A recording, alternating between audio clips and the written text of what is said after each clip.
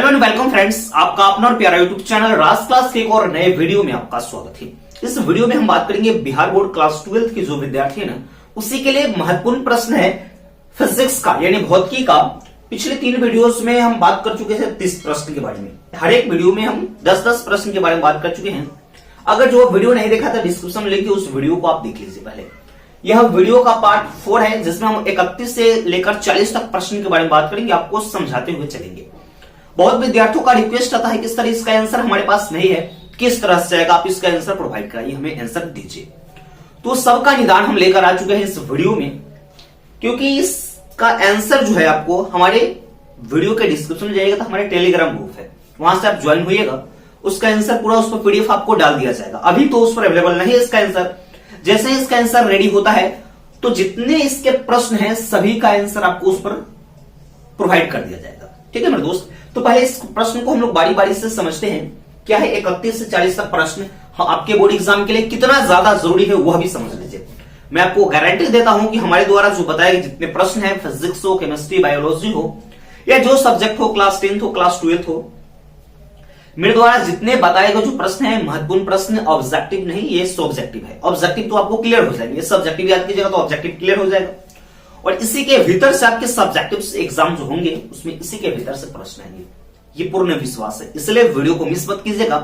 जो आपके दोस्त, आपके रिश्तेदार, आपके भाई बहन जो आपकी क्लास 10th 12th में होंगे, उस वीडियो को उनको जरूर से जरूर शेयर कीजिएगा। ये तो वीडियो 12th वाले के हैं, 12th को शेयर कीजिएगा। जो आपको 10th वाली वीडियोस मिलेगी, 10th वाले स्टूडेंट, अपने दोस्त, रिश्तेदार या कोई टीचर जो देख रहे होंगे, अपने बच्चों को रिकमेंड ये वीडियो जरूर करेंगे। ठीक है, तो चलिए हम प्रश्न को समझते हैं। क्योंकि इस प्रश्न में फर्स्ट नंबर आता है, यह लघुत्तरीय प्रश्न है, 2 नंबर वाले। पहला आता है कि खतरे का संकेत लाल क्यों होता है, यानी खतरे का संकेत लाल होता है तो भैया क्यों होता है। ठीक है, तो खतरे का जो संकेत है उस पर धूलकण कोहरा का प्रभाव बहुत कम होता है, इसका तरंग दैर्ध्य बहुत कम होता है, इसलिए विचलन इसका तरंग दैर्ध्य सबसे ज्यादा होता है, विचलन कम होता है। जिसका विचलन कम होता है वो अधिक दूरी तक दिखाई देता है, इसीलिए खतरे का संकेत क्या रखा गया है, तो लाल रखा गया है। कल ये जो वीडियो हम बना रहे हैं रात के 12 बजे, ये वीडियो 11 बजे बना रहे हैं। क्या बना रहे हैं, आप ही सब के लिए बना रहे हैं, क्योंकि आपको अच्छा नंबर आए, अच्छा वीडियो आपको मिले और अच्छा प्रश्न मिले, एकदम इंपोर्टेंट प्रश्न मिले, जिससे आपको ज्यादा परेशानी का सामना नहीं करना पड़े। कम प्रश्न पढ़िए, बहुत अच्छा नंबर आ जाएगा आपके पास। फिर यहाँ पे आता है 32 नंबर प्रश्न। क्या है, प्राथमिक और द्वितीयक इंद्रधनुष में अंतर, यानी प्राथमिक इंद्रधनुष और द्वितीयक इंद्रधनुष क्या होता है, दोनों में हमको इसमें अंतर लिखना है। दूसरा नंबर क्वेश्चन, यानी ऐसे तो 32 नंबर प्रश्न है, इस वीडियो का क्वेश्चन नंबर 2 है। फिर आता है अगला प्रश्न आता है प्रकाश के विचलन एवं वर्ण विक्षेपण। इन प्रकाश के विचलन क्या है, तो प्रकाश का वर्ण विक्षेपण क्या है। तो जब श्वेत प्रकाश की किरण को किसी प्रिज्म से होकर गुजारते हैं, वर्ण विक्षेपण का बात समझिएगा कि कोई श्वेत प्रकाश की किरण हो, उसको जैसे हम प्रिज्म से गुजारते हैं तो वह 7 रंग की किरणों में बट जाती है, जिसको हम लोग वैब्ज्यूर बेजानिया पिनाला कहते हैं। और इस घटना को प्रकाश का क्या कहते हैं हम लोग, तो वर्ण विक्षेपण कहते हैं। उसी तरह से प्रकाश के विचलन की परिभाषा को यहाँ पे आप लोग लिख लीजिएगा, क्योंकि आप जहां पे ऑफलाइन में पढ़े हुए ना, वहां पे इसका आंसर, इसके बारे में जो थ्योरम आपको लिखाए गए होंगे। बहुत स्टूडेंट का रिक्वेस्ट आती है कि सर हम जहां पे ऑफलाइन में पढ़े हैं ना, इसका आंसर बहुत बड़ा बड़ा लिखा गया है। तो मेरे दोस्त, मेरे स्टूडेंट, क्योंकि हर एक टीचर का अपना अपना लिखाने का तरीका होता है, इसका कितना वर्ड में, अगर ये बहुत कम शब्दों में पूरी सटीक आंसर दे दे तो भी अच्छा है, और थोड़ा लॉन्ग भी हो जाता है, ऐसी कोई दिक्कत नहीं है। अगर जो वो प्रश्न का आंसर जो आपको लिखाया गया ऑफलाइन बैचेस में, अगर जो प्रश्न का आंसर आपको याद हो इसका आंसर, तो ही सही है, नहीं तो हम जो आपको देंगे ग्रुप में उसको भी याद कर लीजिएगा, कोई दिक्कत नहीं है। जो जल्दी याद हो जाए, जो अच्छा से याद हो जाए, जो ज्यादा देर तक याद रहे, ज्यादा दिन तक याद रहे, जैसे आप याद कर पाए, आपके बोर्ड एग्जाम के लिए सबसे बेटर रहेगा। क्योंकि अब बहुत कम समय रह गया, आप जितना मेहनत कीजिएगा, जितना परिश्रम कीजिएगा, उतना अच्छा आपका रिजल्ट आएगा, उतना अच्छा। लेकिन अच्छा रिजल्ट कब आएगा, सही वे में, यानी सही तरीका से मेहनत करेंगे और रेगुलर मेहनत करेंगे, ना कि आज 5 घंटा पढ़ ले, कल 1 घंटा नहीं पढ़े, तो ऐसा मेहनत बेकार हो जाता है। आप 1-1 घंटा पढ़े, रेगुलर पढ़े, 5 दिन 10 दिन जितना दिन बचा हुआ है ना, उतना दिन रेगुलर पढ़े, 2 घंटा 3 घंटा, जो आपसे बन पाता है, जो आप सक्षम हो पढ़ने में। 5 घंटा पढ़ रहे हो भी अच्छा, 8 घंटा पढ़ रहे हो भी अच्छा, जितना आप पढ़ने में सक्षम उतना आप पढ़ सकते हैं। ठीक है, और सभी सब्जेक्ट का रिवीजन रेगुलर रखें। जितने फिजिक्स केमिस्ट्री का फॉर्मूला कुछ होंगे उसको याद कर लीजिए। एसआई मात्रा का एक पेज बना लीजिए कि हाँ इसका एसआई मात्रा क्या क्या होता है, उसका फॉर्मूला कुछ लिख लीजिए। मैथमेटिक्स से एक पेज में फॉर्मूला लिखिए, उसको याद करते रहिए, सुबह शाम याद करते, 2-3 टाइम याद कीजिए एक दिन में, वो कंप्लीटली याद हो जाएगा। क्योंकि उससे भी आपको 2-4-5 नंबर का प्रश्न ऑब्जेक्टिव में पूछ देता है और सब्जेक्टिव में वो प्रश्न हमें काम आता है क्वेश्चन को सोल्व करने में। फिर आता है कि फ्लेमिंग के बाएं हाथ का नियम क्या? यानी जो फ्लेमिंग है उसके बाएं हाथ की नियम तो मध्यमा तथा अंगूठा को परस्पर लंबवत इस प्रकार से फैलाया कि मध्यमा ये सब जो चुंबकीय क्षेत्र, चुंबकीय ये सब जो धारा है उसको प्रदर्शित करेगा। ये सब तो आपको बिल्कुल मालूम होगा। 34 नंबर जो प्रश्न है इस सब का आंसर आप लोग अच्छे प्रकार से कॉपी बना लीजिएगा नोट्स टाइप में इस प्रश्न का।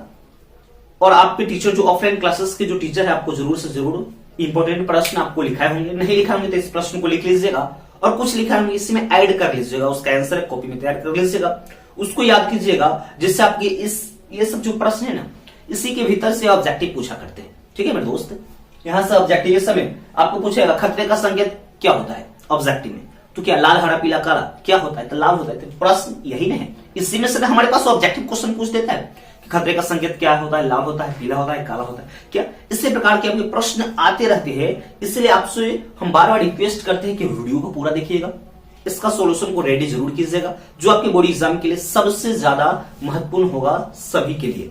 हमारे बिहार बोर्ड वाले जितने विद्यार्थी हैं, जितने हमारे दोस्त हैं, छोटे भाई हैं, सबके लिए सबसे ज्यादा महत्वपूर्ण प्रश्न को हम यहाँ पे आज डिस्कस कर रहे हैं, सबके बारे में हम आपको समझा रहे हैं।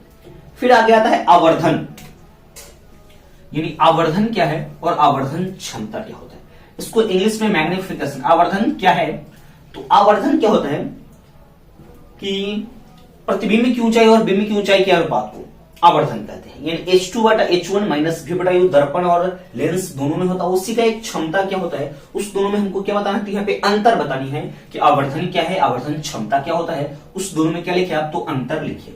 फिर अगला नंबर प्रश्न है 36 नंबर, क्या है, प्रकाश के व्यतिकरण विवर्तन से आप क्या समझते हैं। जो प्रकाश वाले जो चैप्टर है ना, प्रकाश के प्रवर्तन अपवर्तन ये सब जो चैप्टर है उसी का यह प्रश्न है कि प्रकाश के व्यतिकरण और विवर्तन क्या होता है, प्रकाश का विवर्तन क्या होता है, प्रकाश का व्यतिकरण क्या होता है, उस दोनों से आप क्या समझते। चाहे यहाँ पे आपके प्रश्न पूछते हैं कि प्रकाश के व्यतिकरण और विवर्तन में क्या लिखे, तो अंतर लिखिए। इसका परिभाषा पूछे या इसका अंतर पूछे, आप आराम से इसका आंसर दे दीजिए मेरे दोस्तों। फिर अगला नंबर आता है 37 नंबर प्रश्न क्या आता है कि अनुचुंबकीय पदार्थ, ठीक है, लौ चुंबकीय और प्रति चुंबकीय जो पदार्थ है, यानी अनुचुंबकीय पदार्थ, लौ चुंबकीय पदार्थ और प्रति चुंबकीय पदार्थ के गुण लिखे।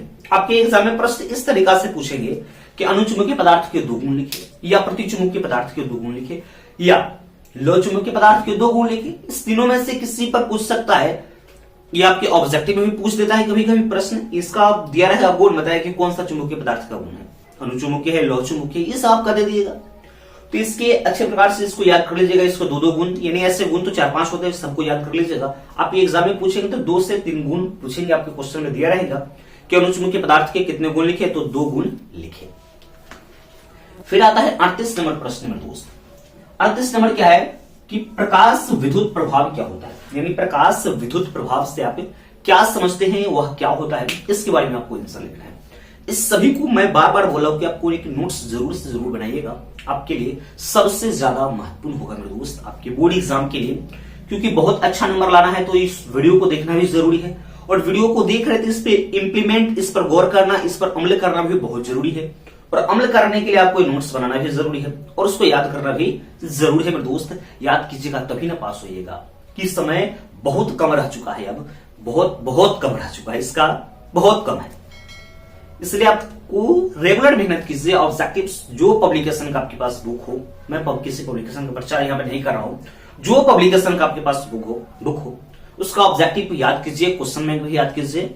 ऑब्जेक्टिव क्वेश्चन बैंक से ऑब्जेक्टिव या ऑब्जेक्टिव का जो बुक है वहां से ऑब्जेक्टिव को प्रैक्टिस कीजिए, याद कीजिए, जिस वे में आपसे याद हो पा रहे हैं। अगर जो 10 डेली अगर सब्जेक्टिव 10-10 क्वेश्चन याद हो रहे तो डेली आप 10-10 क्वेश्चन याद कीजिए, तो बहुत ऐसा क्वेश्चन हो जाएगा। क्योंकि समय अगर 1 महीना भी है तो 310 क्वेश्चन आप याद कर रहे हैं, हर एक सब्जेक्ट का उतना याद हो जाएगा मेरे दोस्त, ठीक है। इसलिए रेगुलर मेहनत कीजिए। बार बार मैं आपको बोल रहा हूं कि जितना ज्यादा मेहनत कीजिएगा उतना आप सफल बनिएगा, उतना आपको अच्छा से अच्छा मार्क्स आएंगे और आप तो बेहतर होंगे ही मेरे दोस्त। प्रैक्टिस भी हो जाएगा, याद करने का तरीका भी आपको मालूम हो जाएगा, आप दूसरे को समझा भी सकते हैं। क्योंकि ये सब जो प्रश्न जब याद हो जाएगा ना तो आपको एकदम दिमाग में फिट हो जाएगा, और दिमाग में फिट होगा तो कोई आपके दोस्त पूछा कि ये क्या होता है तो उसको आप समझा सकते हो, अपनी भाषा में उसको बता सकते हो कि हाँ इस तरह से इस प्रश्न का उत्तर होगा। कोई मैथमेटिक्स का क्वेश्चन है उसको आप सोल्व कीजिए, 2 बार 3 बार प्रैक्टिस कीजिए, जिससे आपकी प्रैक्टिस जैसे ही करते तो आपको समझने की क्षमता बढ़ जाती है। अब किसी दोस्त को, किसी भाई को अगर दिक्कत होता है उस प्रश्न को, उसको 2 बार 3 बार करके उसको समझाएंगे ना तो आपको फिर समझने का कोई बात नहीं है, आप तो खुद समझ जाओगे, इतना बेहतर होता है। ये प्रैक्टिस करने का चीज है। जो पढ़ाई जो होता है ना, जितना प्रैक्टिस कीजिएगा वो आपके पास है, प्रैक्टिस नहीं कीजिएगा वो चला जाएगा, ठीक है।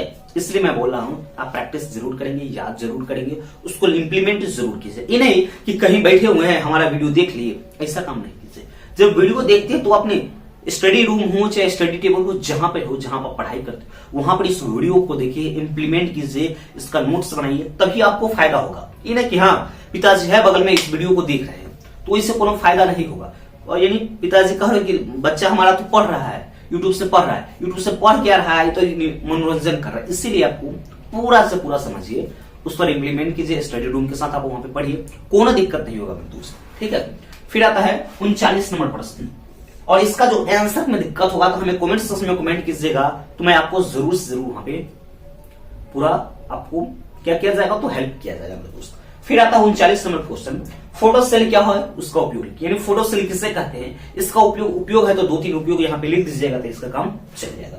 फिर लास्ट नंबर क्वेश्चन आता है प्रकाश वर्ष क्या होता है, यानी प्रकाश जो वर्ष है वह क्या होता है और प्रकाश वर्ष का मान कितना होता है, उस सबको इसमें आपको लिख देना है। ये आपके 40 प्रश्न आपके कंप्लीट हो गए, यानी पार्ट इस वीडियो का फिजिक्स का पार्ट कितना है तो पार्ट 4 है। पार्ट 1, 2, 3 का लिंक डिस्क्रिप्शन में दिया गया है, उसका नहीं देगा तो वहां पे आप देख लीजिएगा। उसके बाद पार्ट 4 को देख लीजिएगा, पूरा अच्छे प्रकार से इस पर इंप्लीमेंट कीजिएगा, जो आपके लिए सबसे ज्यादा बेटर होगा मेरे दोस्त, ठीक है। इस चैनल पर अगर जो फर्स्ट बार है तो चैनल को सब्सक्राइब कर लीजिएगा, और वीडियो अच्छा लगा हो तो जरूर से जरूर लाइक कीजिए, अपने दोस्तों के पास एक बार शेयर जरूर कीजिएगा। क्लास 12 के विद्यार्थी तो इस वीडियो पर इंप्लीमेंट कीजिए, इस क्वेश्चन पर इंप्लीमेंट कीजिए, इस वीडियो को अपने दोस्तों के पास एक 2 बार जरूर से जरूर शेयर कीजिएगा। तो मिलते हैं नेक्स्ट वीडियो में, तब तक के लिए मेरे दोस्त जय हिंद।